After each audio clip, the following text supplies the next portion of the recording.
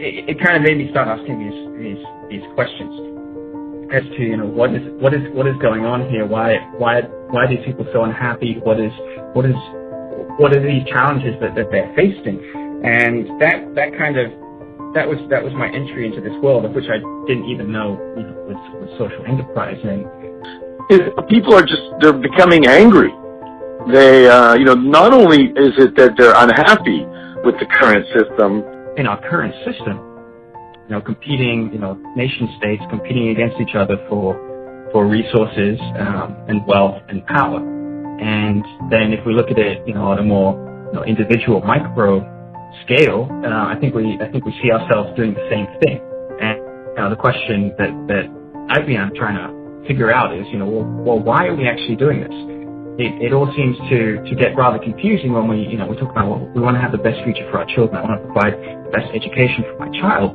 Because if we look at where we're actually headed along this path, the future is quite concerning in terms of, you know, we look at the issues of energy, climate change especially.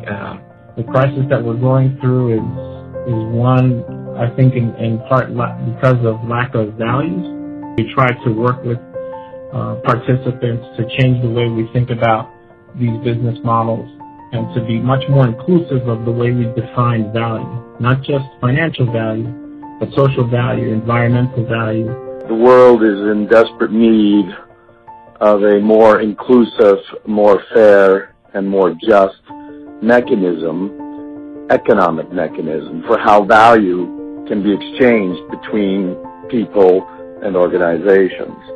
And so the premise of doing that really means rethinking the whole global economic architecture and starting to look at what could be done better. You know, I ask myself, what do I say if one of my children asks me, you know, you went to university, you were educated, you knew about these issues, you really knew about this stuff. What were you doing? They're really seeing what they're doing not as a job but as a passion, something that they, for years and years, can go on and on. You can tell your story 2,000 times. You do not get bored. You're really convinced about what you're doing. So I think that's the key ingredient for a successful social entrepreneur. For me, it's a lifestyle. It's not. It's just the way we do things and what we do every day. I don't see it as a job. It's something that, you know, I do 9 to 5 or switch off. I can never switch off. It's always on. And I think for me that's energizing. The mindset is to replicate, as I said. They're not willing to protect their own concept. Scale is definitely important. That's where social businesses are making a difference. For me, it's to make change at extraordinary scale, because we have the tools to do that, and I've lived that with my previous venture, and I know that we can make a difference at scale, and that's really what I get empowered by.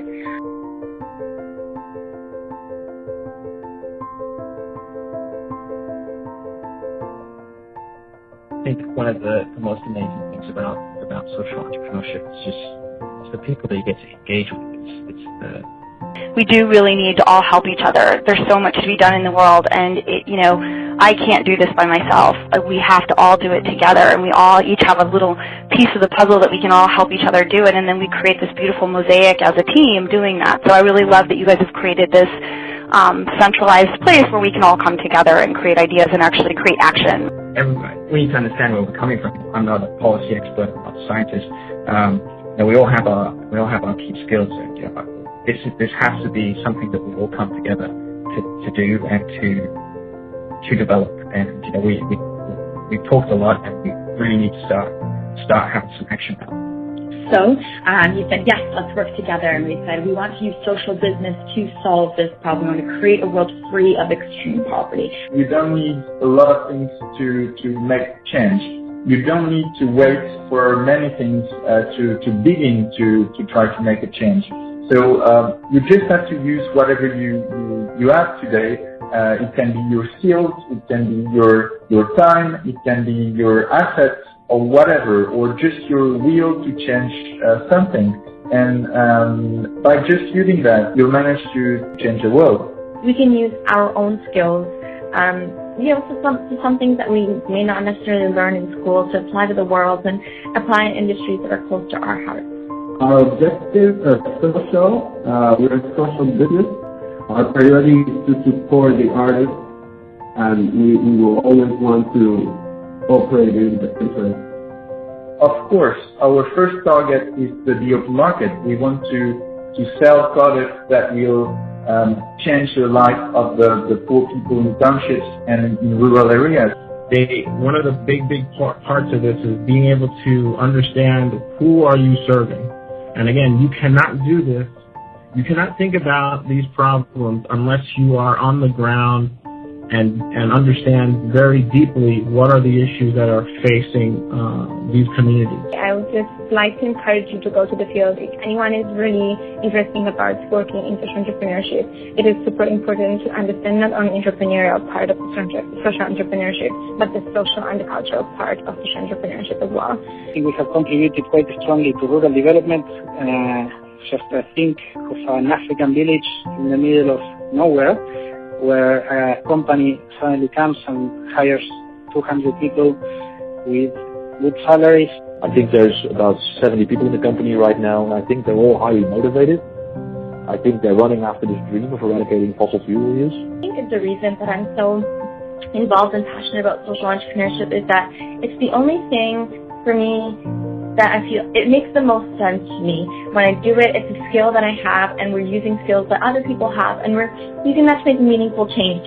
When you know that you have an interest in social business and that you want to travel, just do it. You can go and travel easily. It doesn't require any special budget. So go to the field, work hard, have fun. You will never regret that. Thank you.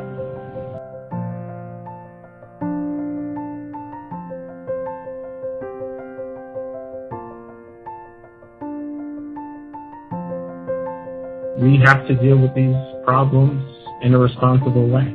So when we think about the financial crisis that we're going through, I think it is because there is a lack of responsible leadership on the part of people making those decisions. We want to be the change as young people. We are leaders of today and leaders of tomorrow, whether we're, 13, 20, 25, or 100. We can be agents of change.